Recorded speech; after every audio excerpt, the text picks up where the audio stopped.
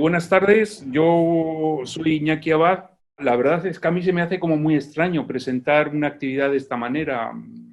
La primera reflexión, así como que viendo esta especie de nueva virtualidad, nuevo lugar de encuentro, es que la cultura, como el agua o como todo aquello que es vital, que es lo que nos hace más o menos humanos, da siempre con el camino para encontrarnos. De una forma o de otra, lo que está pasando en este momento donde todo se cierra, donde nos clausuramos casi a nosotros mismos, al final nos estamos encontrando en un lugar como este, como la virtualidad, alrededor de la palabra, en este caso la palabra en español, y con dos grandes personas, lo cual es una alegría inmensa, ¿no? Porque son dos escritores excepcionales, y tenerlos aquí, aunque sea en esta virtualidad, pues es realmente un placer. Por un lado está Rosa.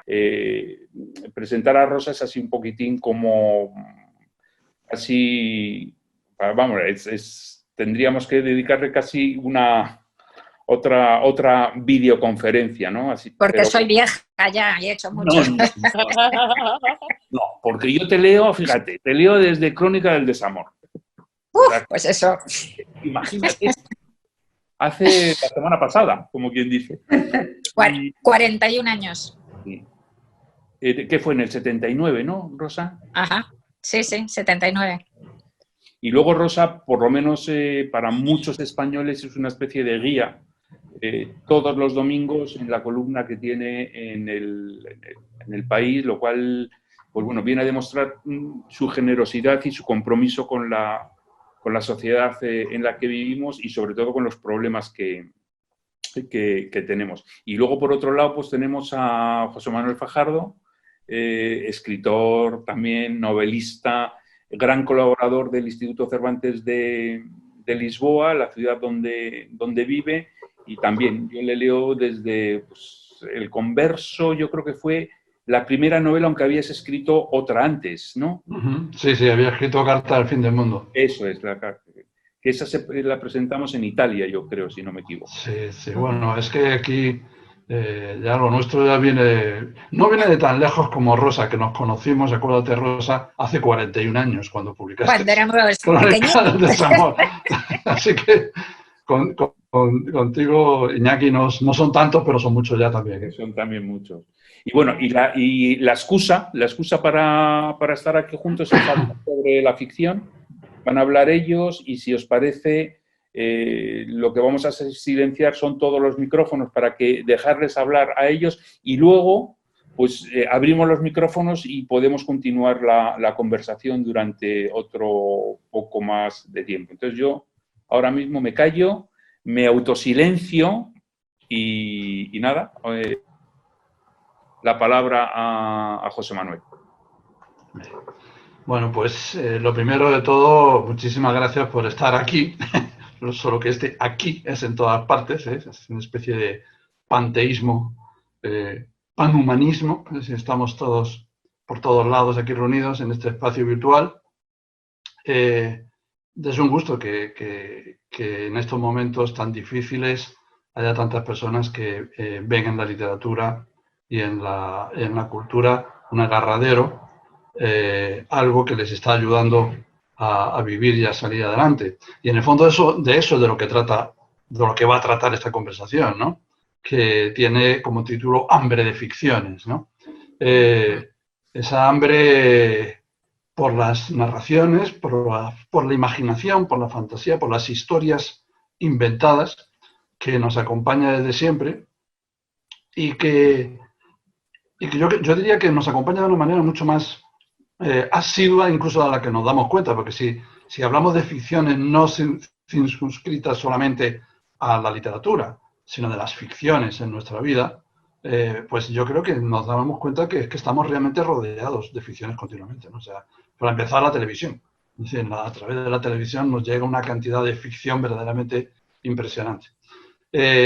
Y obviamente ese es el gran terreno, es un terreno de la literatura, de la escritura, en el que Rosa ha demostrado no solamente sus artes, sino también su capacidad de reflexionar sobre ello, ¿no? Porque hay un libro, a mí siempre en este tipo de conversaciones me gusta mucho sacar libros, porque ¿de qué hablamos? Hablamos de libros, ¿verdad? Bueno, pues hay un libro, La loca de la casa, que es en realidad es el que está en el origen de esta conversación, ¿no? Es un libro sobre la ficción, es un libro sobre la literatura y sobre la ficción directamente, ¿no? Así que yo creo que hay pocas personas que se me puedan ocurrir más autorizadas para hablar de este tema que Rosa, así que va a ser un gusto que podamos hablar entre todos. Sí, decir solamente insistir en el tema de los micrófonos porque se producen una interferencia cuando están los micrófonos abiertos, a veces se oyen ecos y reverberaciones y es difícil. Entonces yo agradeceré muchísimo si mantienen los micrófonos desconectados hasta que entremos en turno de palabra. Entonces, yo creo que podríamos empezar, Rosa, citándote a ti, si no te importa, y citando una frase de La loca de la casa, ¿no? En ella dices, nuestra identidad reside en la memoria, en el relato de nuestra biografía. Por consiguiente, podríamos deducir que los humanos somos, por encima de todo, novelistas, autores de una única novela cuya escritura nos lleva toda la existencia y en la que nos reservamos el papel protagonista. Entonces, bueno, me parece una definición perfecta de lo que es la identidad y esa idea de la novela. Entonces si la memoria es quien nos arma, ¿no? Lo primero que habría que preguntarse es cuál es el papel de la ficción en la memoria, ¿no? Pues sí. Bueno, qué bien. Estoy encantada de estar con vosotros por estas vías. Me encantan las lindezas que habéis dicho los dos, Iñaki y José Manuel. Debo decir, para los que no conozcáis a Iñaki Abad, que él es también novelista y un novelista además súper interesante, o sea que él ese se lo guarda siempre muy, muy modestamente. En cuanto a Fajardo, pues Fajardo es monumental, os recomiendo también todas sus novelas. Mi nombre es Jamaica, que es la última, es absolutamente maravillosa. Digo, mi nombre es Jamaica. Se me ha ido, ¿cómo se llama? La de tu maravilloso... La última, la del que se enloquece. Pon tú, se te ha cerrado el micrófono, no se te oye. José Manuel, no se te oye. Sí, sí, no, mi nombre es Jamaica, está bien. No era la última, se llamaba Mi nombre es Jamaica, por fin. Claro, es que la cambiaste. Sí. La cambiaste. Pero se llamaba, al final quedó en Mi nombre es Jamaica. Al final lo que pasa también, para que nos estén oyendo, es que Rosa y yo muchas veces nos leemos los textos en manuscrito antes de que publiquemos los libros. Sí. Entonces tenemos una lectura y a veces tenemos, como los libros cambian de formas y de títulos en muchas ocasiones, pues a veces pasan estas cosas. Cuando tú lo leíste, es absolutamente monumental, de verdad. O sea, es una novela espectacular. Y estaba escuchando lo que decíais, ¿no? Y ahora vamos a lo de la mentira de la memoria. Pero que es verdad que necesario es... Acabo de escribir un artículo de esos del suplemento que tardan 15 días en publicarse y lo escribí ayer, pero saldrá dentro de 2 semanas, justamente sobre eso, sobre la necesidad, lo importantísimo que es el arte, que es la cultura para los seres humanos, ¿no? Siempre cito una frase que me parece extraordinaria y que para mí fue como una revelación, que es del pintor Josh Brack, que decía que el arte es una herida hecha luz. Y efectivamente, ¿qué podemos hacer con las heridas de la vida, que son inevitables, sin intentar convertirlas en luz para que no nos destruyan, ¿no? Y esa luz es la del arte y es la que nos permite seguir viviendo, ¿no? Y estaba estos días, os voy a recomendar además algo, me llegó dentro de este torrente, ¿no? de contenidos audiovisuales que llegan por las redes estos días, me llegó un vídeo de 4 minutos 37 segundos del ballet, no sé si alguno lo ha visto, del ballet de la Ópera de París. Es hermosísimo. Bueno, es una cosa Entonces, están desde sus casas estos chavales, ¿no? Chicos y chicas, jóvenes, guapos y maravillosos y con los cuerpos esos torturados hasta conseguir esa maravilla que hacen los bailarines clásicos, ¿no? Entonces, bailan en sus casas cada uno la maravillosa danza de los caballeros del ballet Romeo y Julieta de Prokofiev, que es esa que es maravillosa y amenazadora. Es tan, taran, taran, taran, taran, taran, taran, taran, taran, esa. Y es tan sobrecogedor el vídeo. Lo colgué en mi Facebook y una de las lectoras, Sandra Boniface, me parece que se llamaba, puso como comentario: cuando veo esto me acuerdo de lo hermosa que es la humanidad, o pienso en lo hermosa que es la humanidad. Y dices, joder, ¿cómo consigue el arte sacar esa potencia de nosotros, sacarnos lo mejor de lo que somos, ¿no? O sea, unirnos, ¿no?, en lo más hermoso de la humanidad. Es que a mí me emociona, ¿no? Y en estos momentos, pues todavía más, verdaderamente, ¿no? En estos momentos nos quedamos en los huesos de lo que somos, y los huesos de lo que somos es eso, es esa necesidad de buscar la belleza, es esa ansia de belleza, ¿no? De esa belleza que da una justificación al dolor y al horror, ¿no? Yo sé que escribo para darle al mal y al dolor un sentido que en realidad sé que no tienen, pero sin eso, escribo por eso, pero leo por eso, fundamentalmente, más que primero los escritores somos lectores, ¿no? Y oigo música por eso, ¿no? Y veo este vídeo por eso, o sea que maravilloso. Después de este parrafón que os he soltado, vamos a la pregunta. Bueno, la pregunta. La memoria es una ficción total, ¿no? O sea, creemos que nos acordamos de las cosas, pero en realidad lo que recordamos es un cuento que nos contamos a nosotros mismos, y además es un cuento en construcción, es un cuento que vamos cambiando a lo largo de nuestra vida. Lo que yo recuerdo hoy de mi infancia no es lo que recordaba hace 20 años, y probablemente dentro de un tiempo lo cambiaré también. Y muchas veces, como seguro que os ha pasado a todos vosotros, pues tengo un hermano mayor que yo, y a veces hemos hablado montones de veces, como se hace con los hermanos, de cosas que hemos vivido en la infancia los dos, ¿no? Algún momento, una tarde, cualquier circunstancia. Y bueno, os aseguro que los padres de mi hermano no son mis padres, porque no tienen nada que ver con el recuerdo que yo tengo de mis padres, ni la casa de mi infancia, ni lo que sucedía en casa, nada. O sea que todos intentamos con nuestra imaginación, que eso es de lo que trata La loca de la casa, ¿no? De ese poder de la imaginación para salvarnos la vida. Pues intentamos dar una apariencia de orden al caos de la vida, ¿no? Entonces, ordenamos esa memoria para darle un sentido, ¿no? Y sin esa imaginación que le da esa apariencia de orden al caos, pues la vida sería inhabitable, ¿no? Sería puro ruido y furia, como decía Shakespeare. Claro. Lo que me parece que es particularmente interesante sobre la memoria es que nosotros en realidad, la memoria, cuando evocamos un hecho, no evocamos el primer recuerdo de ese hecho. Se corta. A ver, vuélvelo a repetir, corazón, que yo te he oído cortado.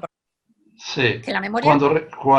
Cuando recordamos un hecho, un acontecimiento, cuando tenemos un recuerdo, sí, no recordamos el primer recuerdo que grabó nuestra memoria, sino que nuestra memoria cíclicamente va sobreponiendo al primer recuerdo posteriores recuerdos del recuerdo. Sería un poco como decirlo, como estas cadenas en las que tú hablas al oído de una persona y le dices una frase y después de esa persona la repite al oído de otra persona y ya modifica algún pequeño elemento, y si eso lo repites 100 o 200 veces, 200 personas, al final la frase final se parece muy poco a la frase primera, porque ha ido transformándose en cada una de las versiones que se han ido dando de ella, ¿no?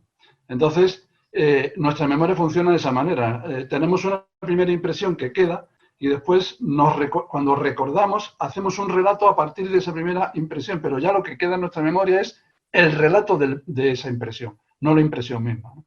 Entonces, ese mecanismo, que es un mecanismo súper interesante, yo creo que es el que introduce ese elemento de ficción o de invención dentro de la memoria, ¿no? Es decir, porque la va cambiando. Lo que pasa es que muchas veces, claro, hay auténticos tergiversadores de la memoria, profesionales que lo que hacen es lo que hacen es inventarse las cosas directamente, digamos, por alguna razón. Fíjate, estamos hablando de libros y tengo por aquí un libro de un escritor que me gusta particularmente, José Eduardo Agualusa. Tiene un libro sí. que se llama El vendedor de pasados, ¿no? Entonces, el vendedor de pasados es una novela en la cual un personaje lo que hace es que le fabrica falsos pasados a individuos que necesitan borrar las vidas anteriores y necesitan crearse un pasado, digamos, más presentable del que realmente tienen, ¿no? Eso obviamente es una alteración de la memoria voluntaria, pero involuntariamente todos vamos alterando la realidad de lo que hemos vivido, decíamos, alterando nuestra percepción de la realidad y la vamos sustituyendo por un relato en el que lo ficcional, lo inventado, va ocupando cada vez más espacio, ¿no? Entonces, Sí, claro, es... No, además es que yo creo que has puesto el dedo en la llaga en algo muy interesante. El relato es importantísimo. A mí me encanta la neurociencia, ¿no? Y está demostrado que aquel recuerdo, aquello que lo verbalizas, si verbalizas algo y lo cuentas, se fija mucho más en la memoria. Es el relato el que impera, más que lo que ha sucedido, ¿no? Y por eso nos pasa también tanto que a veces creemos que un recuerdo propio hemos vivido algo y en realidad no lo hemos vivido y es algo que nos han contado de niños y que inmediatamente hemos construido la escena, pero a lo mejor fue algo que sucedió antes de que naciéramos. Pero hemos estado ahí, vamos, o sea, eso. Y luego hay gente que tiene más imaginación y gente que tiene menos imaginación. Todos tenemos imaginación. Esos que dicen yo no tengo ninguna, mentira, todos la tenemos porque la necesitamos para vivir, como digo, para hacernos esa especie de novela de las vidas, pero si ya tienes mucha imaginación, entonces ya eres completamente infiable en tus memorias y en tus recuerdos, como me pasa a mí. O sea, es que yo no me fío de mí misma en absoluto. ¿Que recuerdo algo?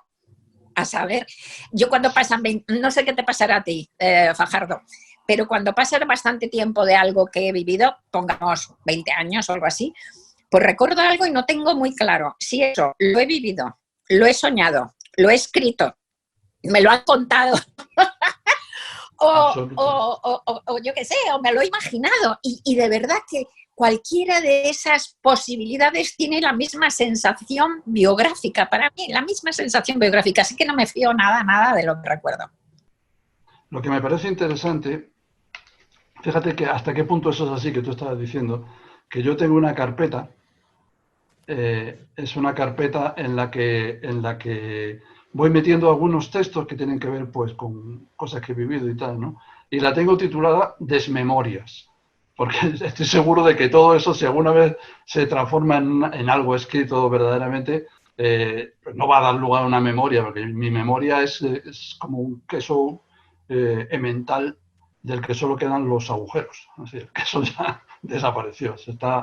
Es una cosa verdaderamente tremenda. Y es cierto que uno acaba por no saber exactamente qué parte de lo que uno recuerda es verdad y qué parte te la estás inventando, ¿no? Y hay veces también, yo creo que eso también es interesante, claro, en la medida en que toda memoria es un relato y uno es el autor de su propia, de la novela de su vida, como tú decías en La loca de la casa, pues en la medida en que eso sucede, hay momentos en que sin tú quererlo, vas acomodando el relato a la versión que más te interesa como protagonista de la novela.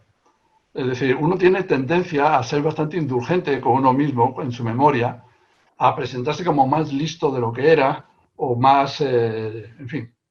A veces no, ¿eh? A veces la gente, al contrario, justamente además, como somos un relato, justamente en eso se basan tantas terapias, en relatar, en cambiar el relato, porque a veces la gente se encierra en un relato súper culposo, un relato, o sea, no siempre terrorífico, nos deja, claro. Sí, no siempre nos dejamos el mejor lugar, a veces nos hacemos unas putadas tremendas y nos metemos en una especie de desmemoria muy mala, ¿no? Entonces, pues por eso el psicoanálisis, muchas terapias se basan justamente en cambiar el relato, ¿no? Sigue contando lo que decías y luego cuento una cosa. Sí, pero bueno, yo iba a poner un ejemplo de esas modificaciones de relato. Debe ser que yo soy más narcisista que otros, entonces tengo tendencia, mi memoria tiene tendencia a tratarme mejor de lo que es.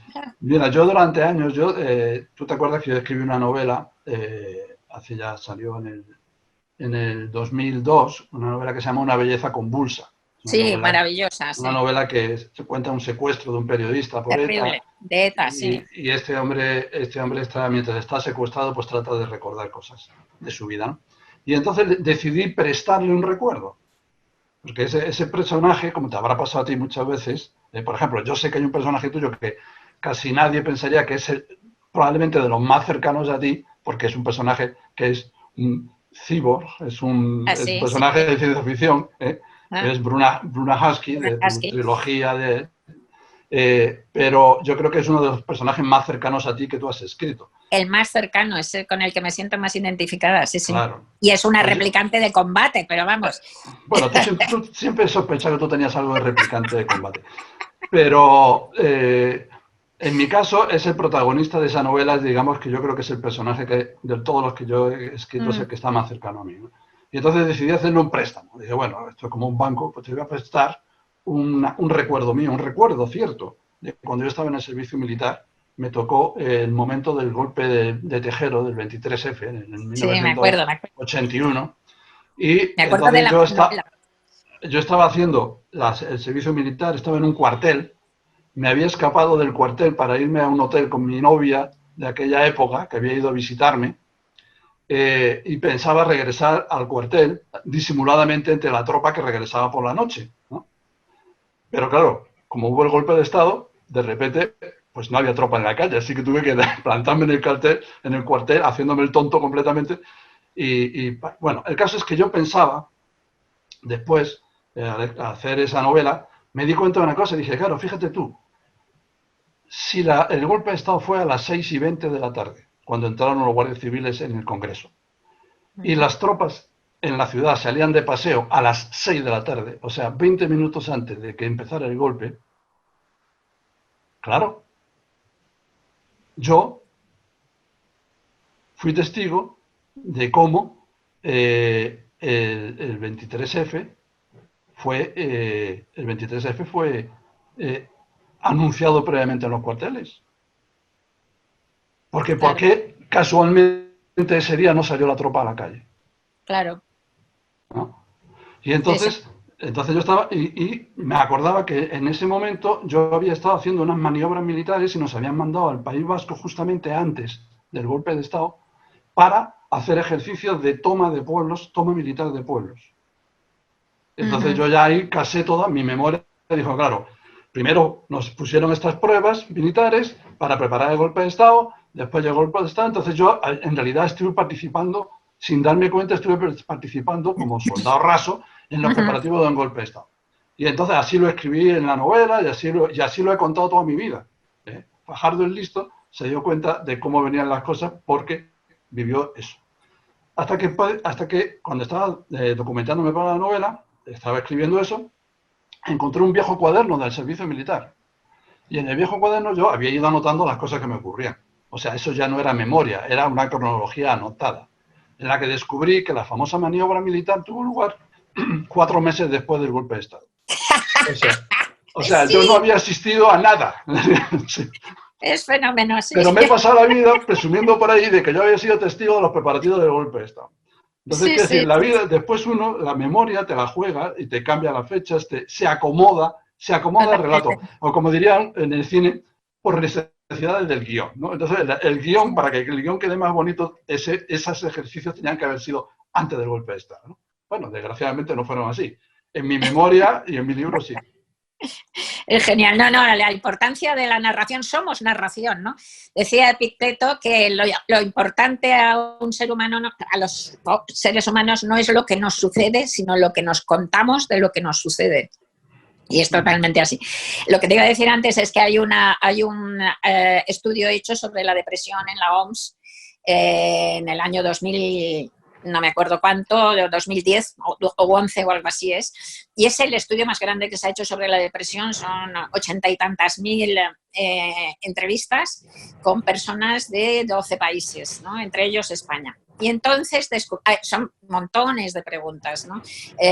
Para mezclar depresión, o sea, tendencia a una depresión grave y clase social, género, vivir en el campo o en la ciudad, montones de cosas. Pero lo que me interesa contar aquí es que hay una de las cosas que sale, es que el hecho de estar divorciado, pues favorece el tener una depresión grave.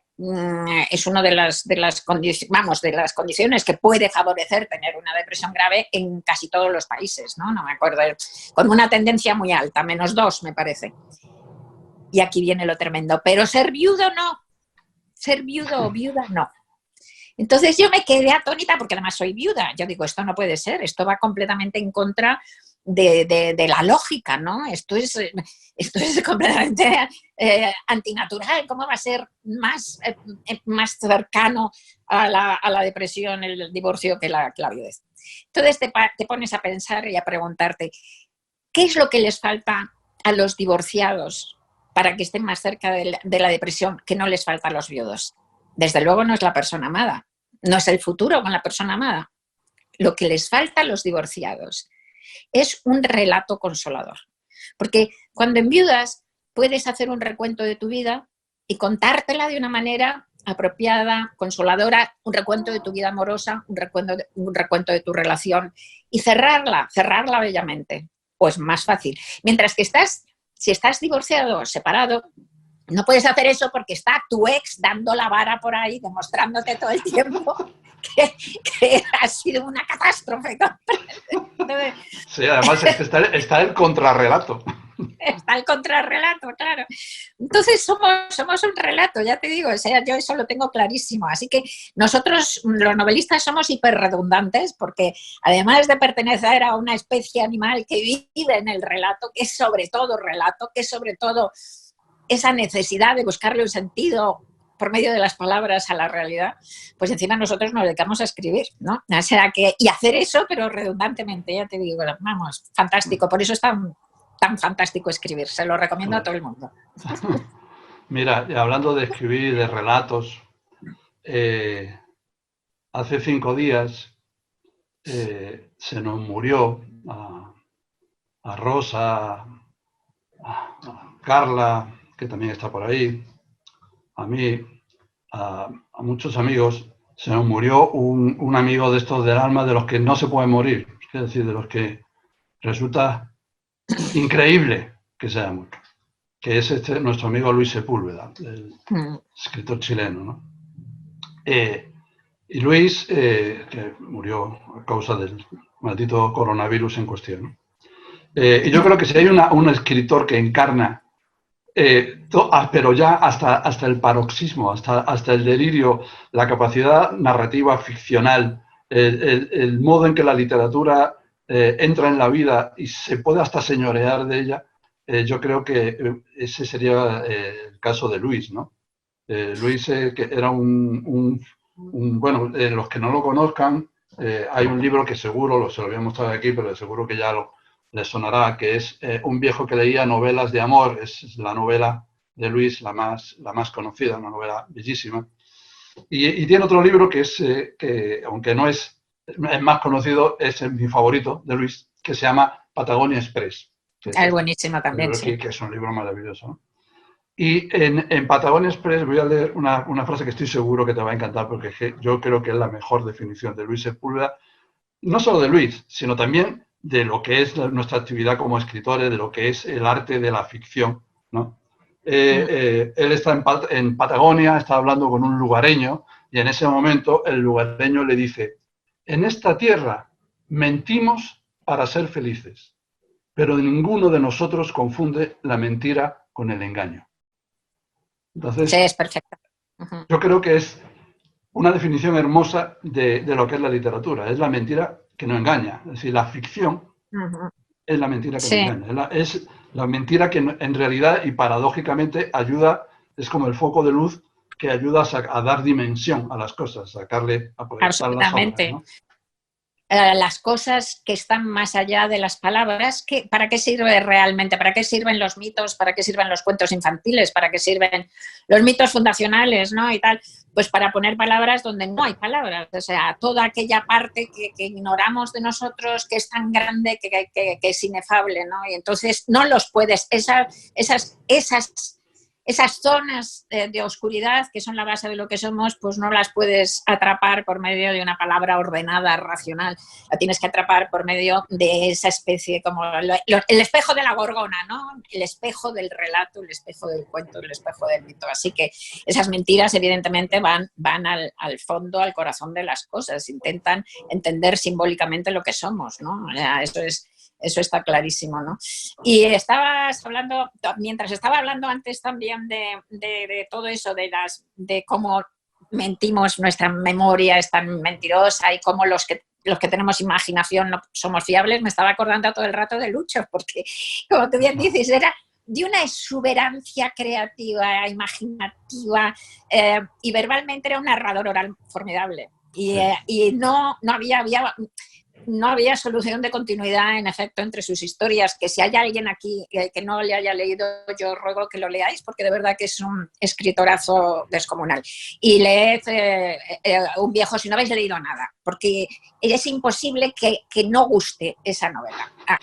Un viejo que leía novelas de amor, es imposible que no guste, ¿no? Entonces... Pero había una continuidad, efectivamente, entre sus historias, que además son, no en vano ha escrito muchos libros que podrían ser como juveniles, aunque te los lees con edad y te siguen encantando, pero que esos libros, como decían en la portada, de 8 a 88 años, no es verdad, pero porque tiene como esa dimensión de lo que he dicho antes, del mito básico, ¿no? De buscar las palabras primeras. La fábula, era un fabulador. Fabulador, sí. Por eso fabulador. Le va también esa estructura, porque es una estructura de fábula, ¿no? Claro, pero de fábula esencial, de fábula del día de la creación del mundo, cuando empiezas a nombrar las cosas, ese tipo, ¿no? De literatura es la que hacía. Y luego él era igual. O sea, y yo, vamos, es que me troncho cuando pienso en las cosas que me ha contado.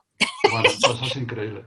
Cosas increíbles, cuando se cayó el avión en mitad de la selva y se pasó en la selva, no sé, es perdido el único que sobrevivió al accidente de avión. Durante meses y meses, bueno, en fin. Y luego, como también había vivido cosas muy alucinantes, pues luego te sorprendía. Pues claro, es que eso es lo divertido de Lucho, y en eso es interesante, es que estaba tan habitado por la ficción que él la proyectaba hacia la vida, ¿no? Y tenía alguna especie de postulado que a mí me encanta, ¿no? Es esa frase que decía antes, ¿no? Es decir, mentimos para ser felices. Es decir, la ficción, la invención, no responde a la realidad, sino que tira de la realidad. Hace que la realidad se acabe acercando a ella, ¿no? Es decir, yo a Lucho le he oído contar cosas inverosímiles y algunas eran inverosímiles y eran porque no eran verosímiles realmente, porque eran puras invenciones, pero muchas veces le he oído anticiparse a la realidad, le he oído contar cosas que, como si hubieran sucedido, que sucedieron después de que él las hubiera contado. Es como si tuviera el don de verbalizar, es decir, al nombrar las cosas, de alguna manera la realidad tuviera que acomodarse al relato y no el relato a la realidad, ¿no? Eso es una cosa que me asombró siempre mucho.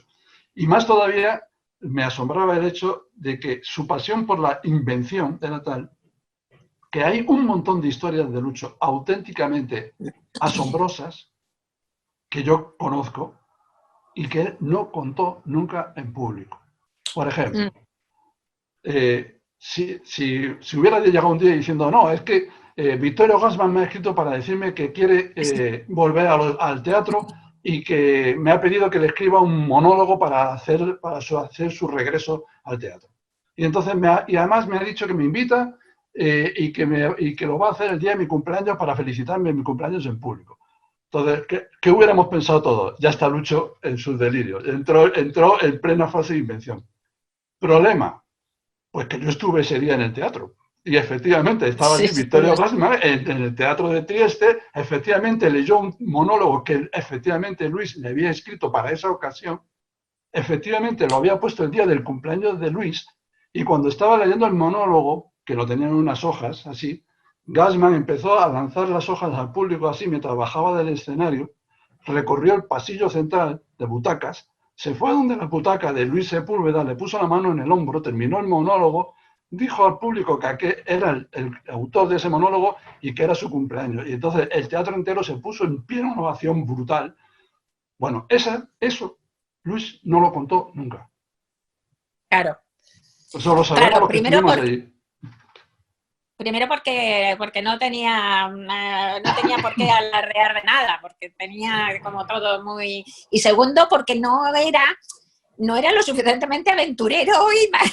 Claro, O sea, ahí faltaba un terremoto, por lo menos. Por eso tenía que haber algo, ¿no? Algo. Él contaba aventuras. Él lo que le gustaba contar era aventuras, ¿no? O sea, la vida como una aventura. La vida es una aventura, la verdad, sí. A veces siniestra, pero muchas veces hermosa. Sí, la vida como aventura.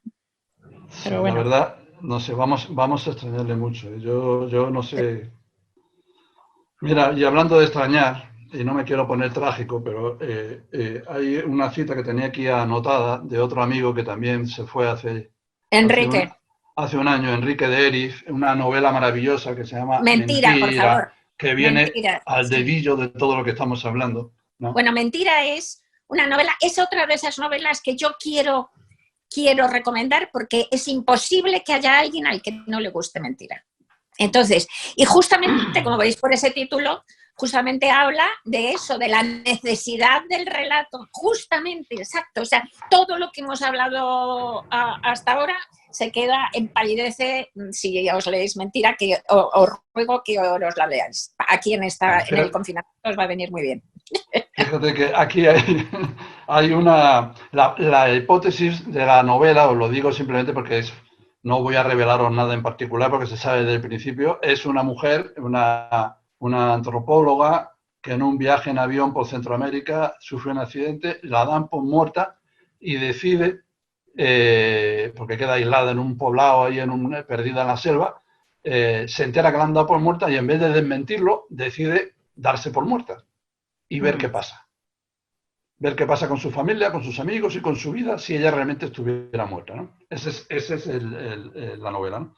Pero hay un momento dado en que una de las hijas de esta mujer, que está muy preocupada con las historias familiares y las mentiras dentro de la memoria de la familia, pues ella siempre está preocupada y está siempre enfadada por eso, ¿no? Porque las historias que les han contado pues no eran verdad, bueno, cosas que nos ha pasado a todos, me imagino, ¿no? Que esos relatos familiares, porque todas las familias tienen un relato de la familia, donde te cuentan quién era el abuelo, qué le pasó, lo de la abuela, porque se pelearon, o se divorciaron, o se volvieron, o viajaron, o sea, y después, y el tío tal, que era tal cosa, y cuando de niño a no sé quién, a tu hermano le pasó tal cosa, o a tu primo se tuvo un accidente que fue culpa de no sé qué, o sea, hay toda una historia, un cuento, hay un relato oficial de quiénes somos como familia, ¿no? Y el relato oficial de esta familia, pues está, ella, la hija, va descubriendo cada vez más mentiras dentro de ese relato oficial y se va poniendo cada vez más nerviosa y cada vez más irritada con él. Y entonces la madre en un momento dado está pensando en eso y dice, no sé si Serena, que se llama la hija, lo va a entender. Se ha pasado la vida luchando contra la ficción como luchan los buenos soldados, obsesionada con detectar su presencia, acosarla, perseguirla, suprimirla. Debo encontrar la manera de explicarle que se confunde de enemigo, que si suprime la ficción, aniquila la vida, que con ella desaparece todo lo que es, todo el amor, todo el deseo. No es tan grave que el pasado sea un invento. Al fin y al cabo, también el futuro lo es, y a nadie le cuesta mucho aceptarlo. Precioso, ¿no? Pues eso, justo lo que estamos diciendo, pero mejor dicho. O sea, perfecto, es que es un novelón, sí, qué horror, sí. Y Enrique jovencísimo, además. Sí, 55 años, eso fue. Sí, sí, pero bueno, no nos vamos a poner... Pero sí que estas dos recomendaciones son muy buenas y estoy segura de que vais a pensar muy bien de nosotros cuando las leáis. O sea, si no las habéis leído, porque nos vais a agradecer que hayamos recomendado estos libros, de verdad, son magníficos. Y mira, hay otra faceta dentro de la ficción que a mí me parece también interesante,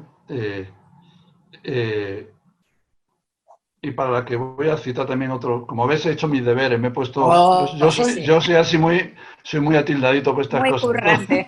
Muy currante. Digo, bueno, si vamos a hablar de esto, vamos, y esto va a ser así, en este formato que es tan difícil y tan complicado, vamos a citar cosas concretas, ¿no?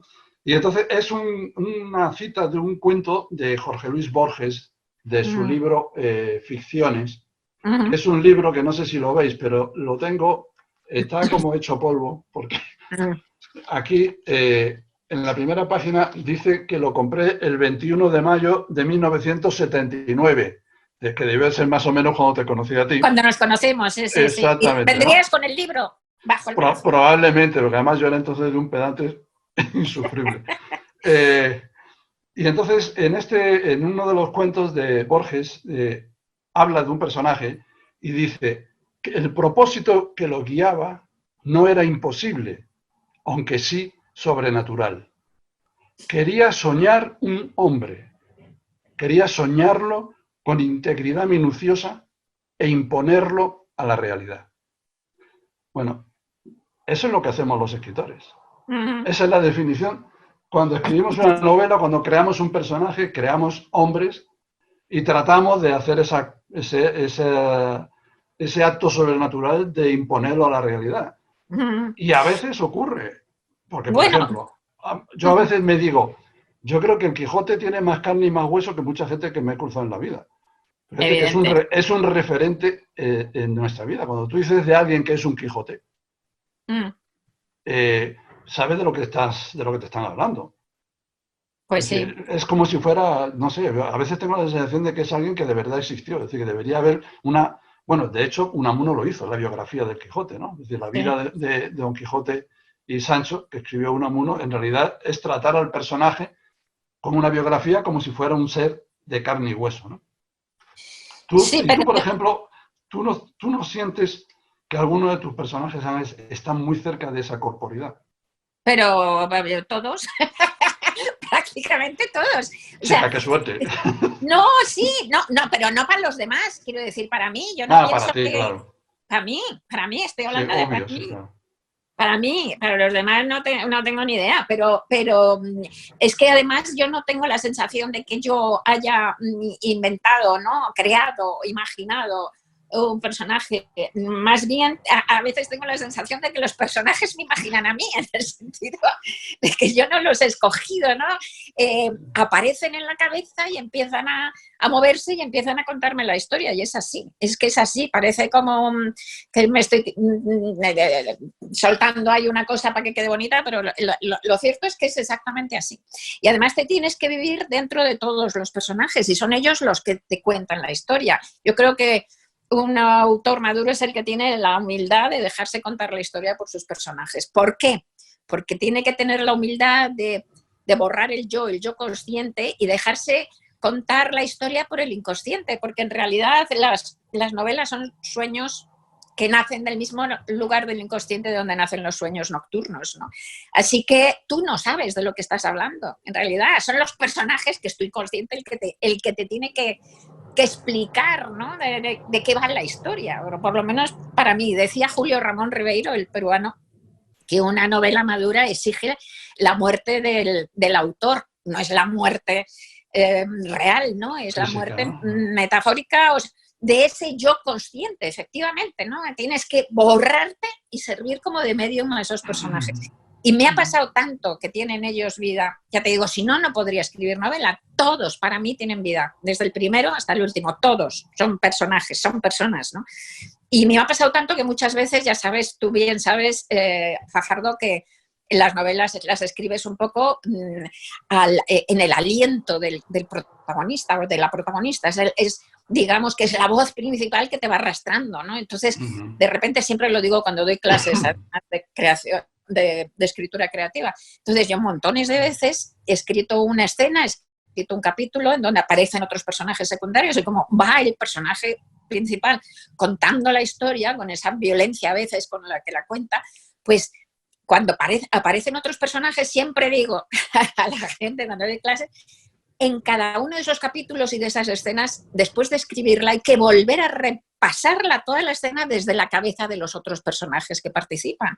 Y montones de veces ese personaje secundario me ha dicho, esta escena yo no la hago, esto ni de coña. O sea, yo no soy así, yo no voy a responder a lo que quiera este mandón del protagonista, ¿no? Y he tenido que cambiar la escena. Porque cada uno de los personajes está vivo para mí. O sea, para mí todos están vivos. Todos, absolutamente todos. Y los pasados son como gente que he conocido y que ya no veo desde hace años, ¿no? Y hay personajes que se me han quedado mucho más cerca. Leola, de Historia del Rey Transparente, es uno de los personajes que también está muy cerca. Después de Bruna Husky es el segundo más cercano, ¿no?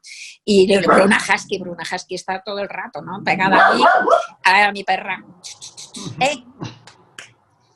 Pegada a mí y además pues dándome patadas porque quiere que escriba otra novela de ella, que escribiré si no me muero adelante, vamos, pero sí, claro, los personajes pues existen. es interesante, además, y tienen un carácter endiablado porque no se dejan, ¿eh? O sea, yo me acuerdo cuando escribí la de, una vez, El Converso, de la que hablaba antes Iñaki, yo tenía un personaje que era un personaje, no era el principal, era un personaje secundario que se llamaba Jamaica.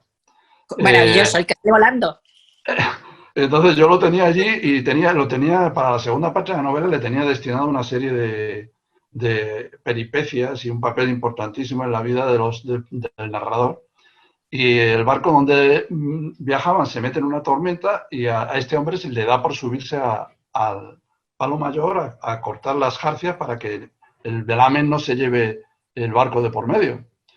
Y en medio de eso, pues al tipo se lo lleva la tempestad. Y entonces cuando yo estaba escribiendo, porque además al escribir pasa eso, ¿no? Que tú, a mí supongo que a ti te pasa igual, que es que a veces escribes que te da la sensación de que no estás escribiendo tú, sino que tienes detrás a alguien que te está dictando un texto ya escrito. Tú eres como solamente una especie de secretario que va tomando nota, ¿no? Y el otro detrás te dice tal. Pues yo estaba escribiendo así esa escena, estaban los personajes en la bodega, suben por las escalerillas aquellas en medio de la tempestad, bamboleándose el barco, el ruido, el griterío, llegan hasta el puente, se asoman y ven al tipo aquel ahí, en lo alto de la vela, el golpe de aire, la vela que se parte, y el tío el Jamaica se lo lleva el viento al mar. Y ahí dije yo, no, quietos ahí, no. Eso no, porque Jamaica tiene un montón de cosas que hacer en esta novela. Entonces di replay, volví para atrás, volví a escribir la escena, la escribí 3 veces. Las 3 veces Jamaica estaba en lo alto del mástil y se lo llevaba la tempestad. Hasta que comprendí que era el destino de este hombre. Digo, bueno, pues se acabó. O sea, yo no puedo hacer nada. O sea, porque en ese barco el único que tenía el coraje para subirse ahí a hacer eso era él. Y si no lo hacía, se hundían. Entonces, una de dos. O los hundo y los mato a todos, o a este se lo lleva la tempestad. Entonces, bueno, pues que sea lo que Dios quiera. Para allá. Lo único que pasa es que como la venganza es un plato que se come frío y abundante, al final le acabé dedicando a él una novela. Una novela, la de que Mi nombre es Jamaica, ¿no? Claro. Mi nombre es Jamaica, sí. Pero es interesantísimo cómo los personajes juegan contigo, cómo te contradicen. Y al fin y al cabo, es que son muy lógicos. Ellos tienen su lógica, ¿no? Si tú les has dado un alma, y luego después no puedes pedirles que se comporten de una manera desalmada, ¿no? Que hay más remedio que comportarse como el alma que tú les has dado, ¿no? Llevamos aquí 40 minutos de conversación. Yo quizás sería mejor, sería bueno pasar ahora al entorno de palabras. No sé cómo... Vale. Hola Rosa, hola a todos. Hola. Que hablabais de... Bueno, esto es una cosa curiosa, aprovechando que hay aquí bastante gente del grupo de lectura. Es una pregunta, a ver si os acordáis de una palabra. Leímos un libro justo antes de leer Mentira, que es curioso, de un escritor uruguayo, creo que recuerda que era uruguayo, que se llamaba Daniel Mella, no sé si conocéis. El libro se llama El hermano mayor y hablaba de que cuando uno recuerda, no recuerda lo que sucedió, recuerda el recuerdo de lo que sucedió. Por tanto, cada vez que uno va recordando, va cambiando una cosa. Y cada vez que recuerda, cuando va recordando, al final es lo que estaba diciendo, no es que la gente te lo vaya contando y vayas quedándote con el recuerdo, es que directamente en tu cabeza te lo va cambiando. Sí, también, sí. Dale. Sí, y entonces, aparentemente eso tiene un nombre en psicología, pero no me acuerdo. Y bueno, eso era por eso que era curioso que además justo leímos eso antes que Mentira, que estamos hablando, ¿no? De cómo diferentes personas pueden ver lo mismo de diferente forma, o en ese libro tuyo, Rosa, de que estabais hablando antes, que una misma persona puede contar lo mismo de diferentes formas. Sí, sí, sí. No, no, sí, sí, sí. Desde luego ya digo que la imaginación es la fundación de lo que somos.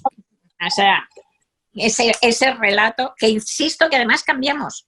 O sea, y que gracias a que lo podemos cambiar, pues también podemos salir de cambiar nuestras vidas, ¿no? Cuando cambias el relato, cambias tu vida. O sea, que eso da esperanza también. Si quieres cambiar tu vida, cambia el relato.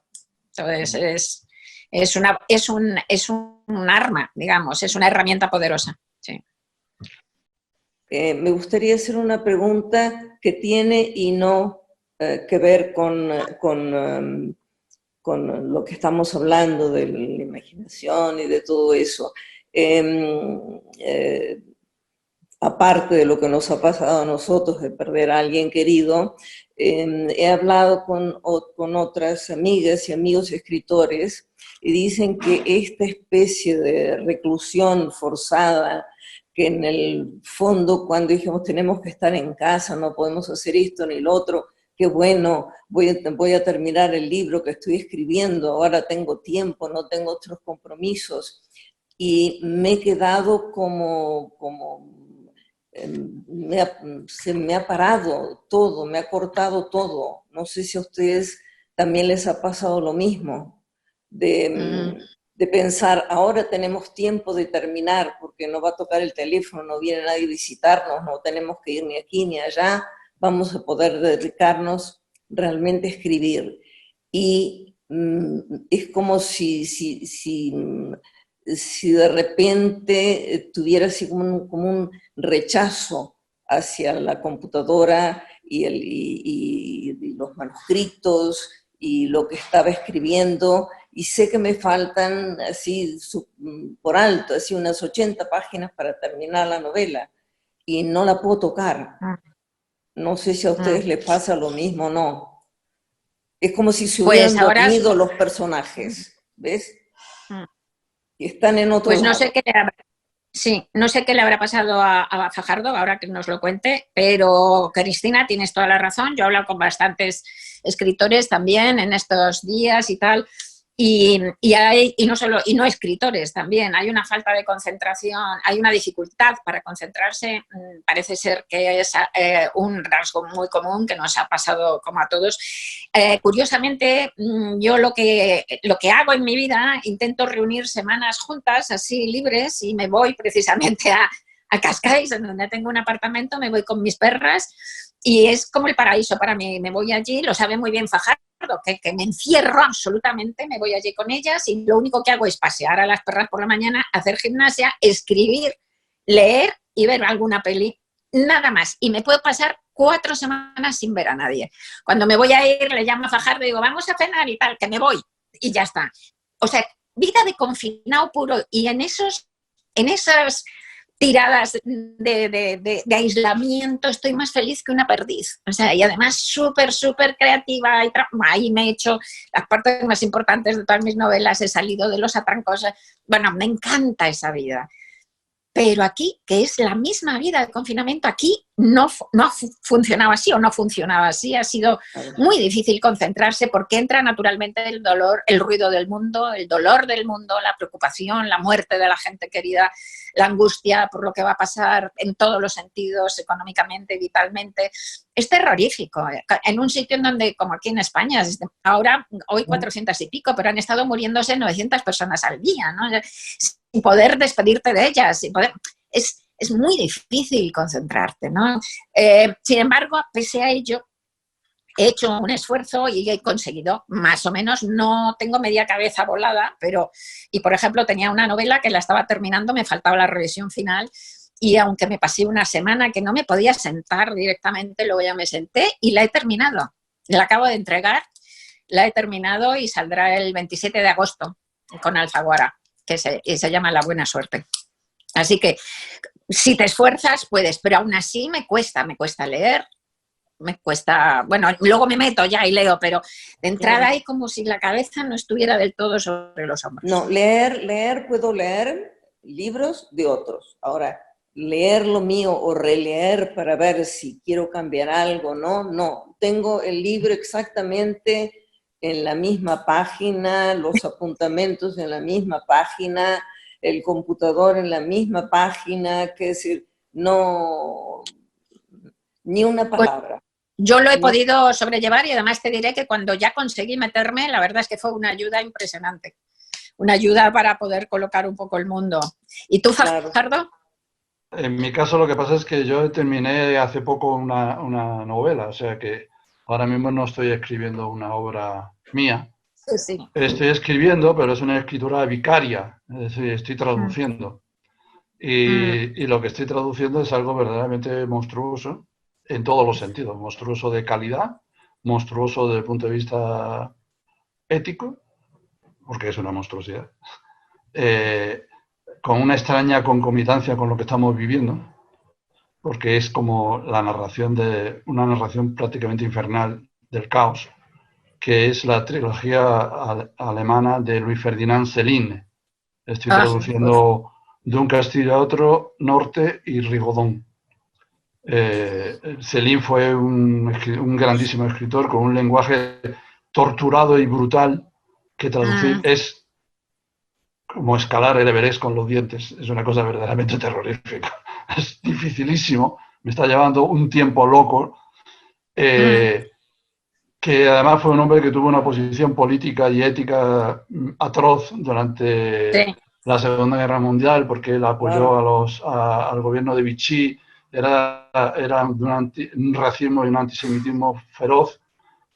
Al mismo tiempo que era una persona, digamos, muy humanista en el lado médico, porque él era doctor y era un hombre muy preocupado por la salud y por ayudar a la gente en ese otro terreno, pero al mismo tiempo era de una virulencia ideológica terrible. Entonces, y lo que describe son, estos libros son los colaboracionistas franceses de los nazis huyendo de Francia cuando los nazis están perdiendo la guerra. Y entonces son escenas casi pues como infernales, de disparate, de gente desesperada. Y entonces, claro, meterte y para traducirlo además sentir una escritura que no, en la que no escribe todo lo que piensa, sino que toda la frase está llena de puntos suspensivos, ¿no? Él dice, justo en ese momento pasa no sé quién, punto suspensivo. El caos, punto suspensivo, tal. Entonces,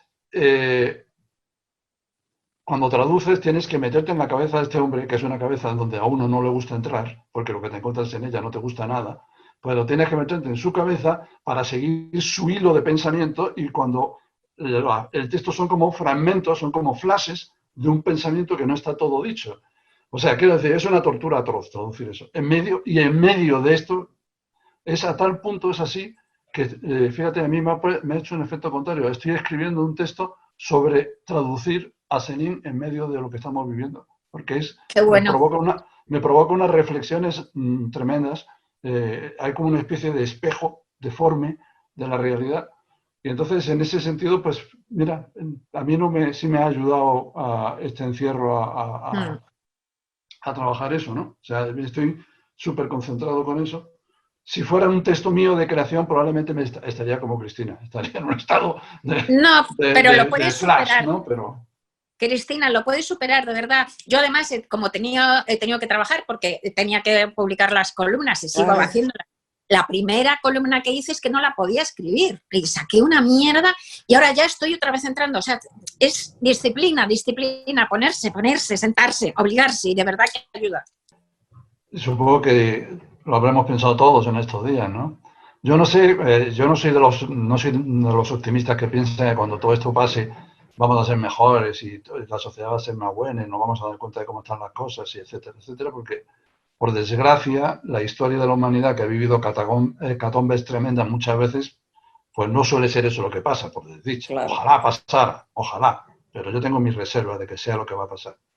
Ahora, yo sí creo que hay algo que uno se da cuenta en estos momentos, es lo importante que es la cultura, lo importante que es la música, lo importante que es el cine, lo importante que son los libros, cuando de repente te encuentras solo en tu casa, cuando no puedes irte a hacer compras, ni irte al restaurante, ni te puedes ir de vacaciones en ningún sitio, y es una compañía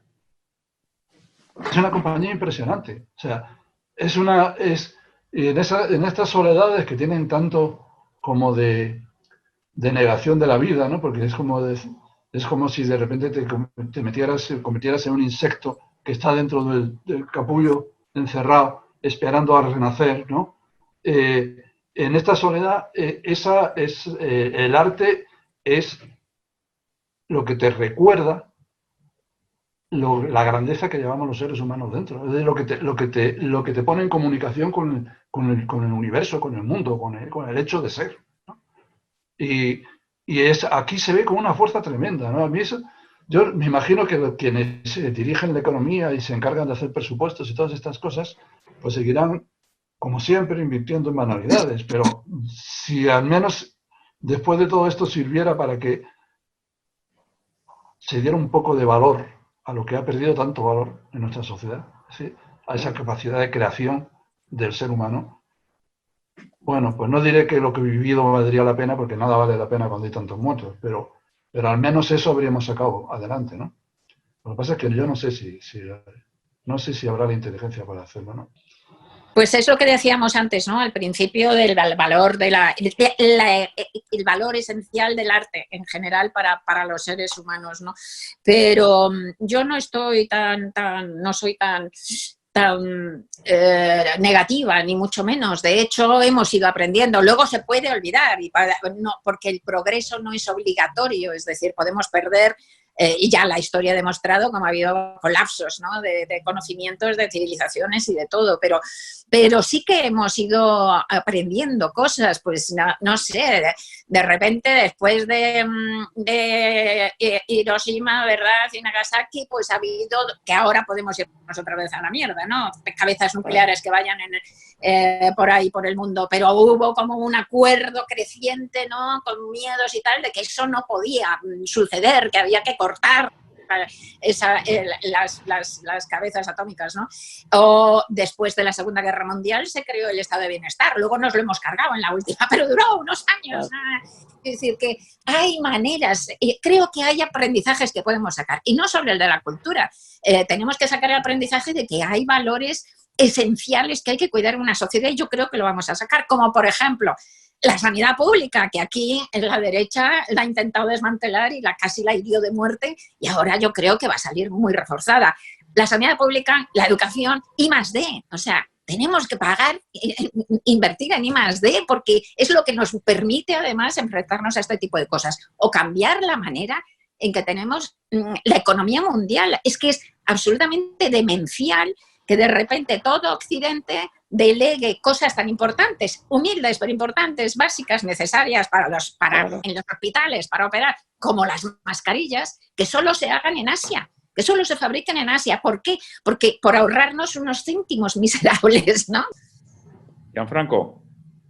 Sí, Rosa, yo quería preguntarte si tú crees que lo que estamos viviendo en este momento va a formar parte de tus ficciones en algún libro.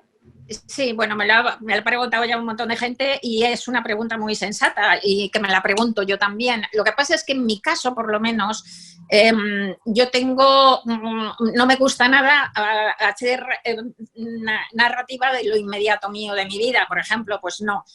Tiene que pasar, tengo que digerirla, tengo que hacerla cuerpo y sale convertido en otra cosa, sale convertido en un androide, ¿vale? ¿Entiendes? Entonces, necesitaré digerirlo y no sé por dónde saldrá, pero es verdad que es tan gordo esto que piensas, esto tiene que salir en algún lado, quizá en la próxima novela de Bruna, que ahora me queda otro libro entre medias, que es un ensayo, una especie de ensayo sobre creación y locura, y luego vendría esta, o sea que sería por lo menos dentro de 4 años o de 5, pero no lo sé. La necesidad está, pero lo que no tengo no tengo la digestión hecha, o sea que en algún momento saldrá quizá, no lo sé. Yo me imagino que habrá, siempre que haya un acontecimiento de esto, siempre hay autores que después lo narran, ¿no? Eso ¿Ya ha salido? Más o menos inevitable, ya ha salido, ¿no? Una novela autopublicada. Ya ha salido una novela autopublicada que se llama, a ver si adivináis cómo se llama, COVID-19. O sea que... Me sorprende el título. Sí.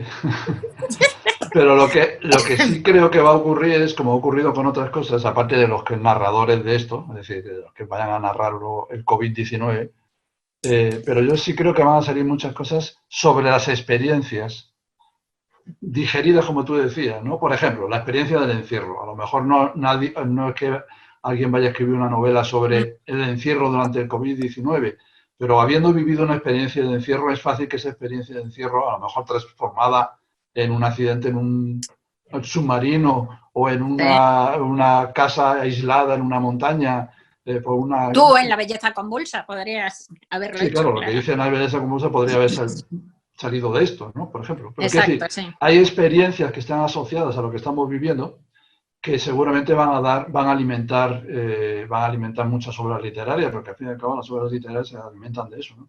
Es decir, no de contar la vida como la viviste, pero sí de trabajar las emociones y las experiencias y transformarlas, ¿no? Totalmente. Bueno, en eso el arte, ya sea en la novela como en el cine, anticipa muchas veces la realidad. Eso ha ocurrido muchas veces. Hay ejemplos clásicos el más famoso es el de Julio Verne, del que siempre se ha encomiado mucho su capacidad para anticipar acontecimientos de la realidad, ¿no? Pero bueno, yo creo que es eso, ¿no? Es decir, la vida, el arte tiene vocación de vida, tiene voluntad de vida y de ser parte de la vida. No solamente se alimenta de ella, sino que es como si quisiera ser, ¿no? Y muchas veces tiene ese carácter casi premonitorio, ¿no? Pues sí. Al final la cultura, hombre, yo no sé si da una respuesta, pero sí que nos hace hacernos cantidad de preguntas y es lo que nos hace humanos, ¿no? Preguntarnos cosas. Desde ese punto de vista, el instituto va a intentar por todos los medios estar ahí, aunque sea en la virtualidad. Iñaki, ¿estás escribiendo tú? Nada. ¿Tú podrías contestar también a eso? Sí. Nada. Nada. Yo estoy completamente bloqueado. Yeah. Estoy tan sobrepasado por todo, por el trabajo también en el instituto, el pasar todas las clases presenciales online ha supuesto un desgaste Tremendo, claro. Tremendo, psicológico, de trabajo. Entonces estoy como no bloqueado, o sea, sobrepasado por la situación. Y, pues ánimo. De momento, o sea, tomando notas, reflexionando mucho y en estos últimos 10 días, y esto lo comparto con vosotros, le estoy empezando a dar mucha importancia al silencio. O sea, creo que ha habido demasiado ruido. Estoy ahora, eso, un poco en una fase de buscar un poco un silencio, ¿no? Pero bueno. Oye, que muchísimas gracias, que es un placer, que esto lo tenemos que hacer más. Pero la próxima vez, por favor, con un poquitín de alcohol. Esto se supone que es agua. Bueno, también.